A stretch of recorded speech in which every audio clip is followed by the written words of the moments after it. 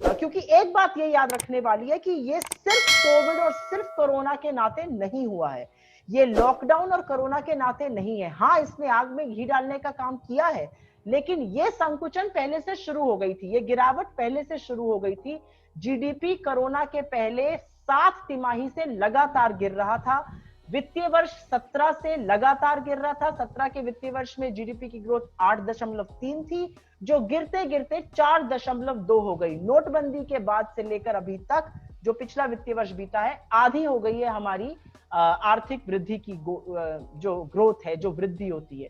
तो कहीं पर इसका, और कोविड के पहले ही बेरोजगारी 45 साल में सबसे ऊपर पहुंच गई थी, आर्थिक मंदी अपना पैर जमा चुकी थी। तो कहीं पर यह सरकार की विफलताओं का परिणाम है, क्योंकि बाकी देशों में इसका इफेक्ट हुआ है पर इतना बुरा नहीं हुआ है जितना हमारे देश में हुआ है। और इसका सिर्फ और सिर्फ एक और कारण है, और चिदम्बरम जी ने यह बिल्कुल सही कहा कि कहीं पर सरकार की आनाकानी, कहीं पर सरकार का बहानेबाजी, कहीं पर सरकार का सुर्खियां बटोरना ही इसका कारण है। राजकोषीय सहायता नहीं मिली, फिस्कल मेजर्स बहुत कम आए, जवानी जमा खर्च हुआ, आरबीआई पर बोझ लाद दिया गया। आरबीआई ने ऋण की दर घटाई, तरलता बढ़ाई, आरबीआई ने डिविडेंड दिया, लेकिन आरबीआई से लोन मिलता है और इतनी आशंका के वक्त कोई लोन लेने को तैयार नहीं। और इसीलिए अगर आप देखिए तो हमारी जो ऋण की गति होती है वो भी धीमी हो गई, उसका सिर्फ 5.4%, क्रेडिट ग्रोथ जो कहते हैं वो सिर्फ 5.4% हुई है।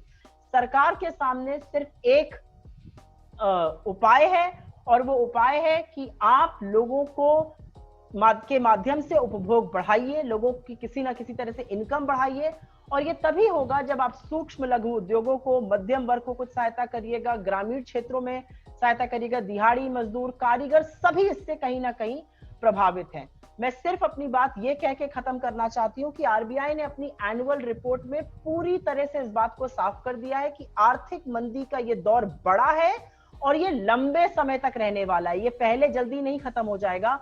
और इसीलिए सरकार से हमारी आशा है, गुजारिश है, रिक्वेस्ट है कि आप सुर्खियां बटोरना छोड़िए। किसी भी समस्या को सुलझाने का या उसका समाधान करने का पहला स्टेप होता है, पहला कदम होता है उसको स्वीकारना। आप स्वीकारिए कि आर्थिक मंदी का दौर है, आप स्वीकारिए कि देश की अर्थव्यवस्था चौपट हो चुकी है, और उसके बाद, इसको स्वीकारने के बाद इसके उपाय खोजिए, इसका समाधान खोजिए।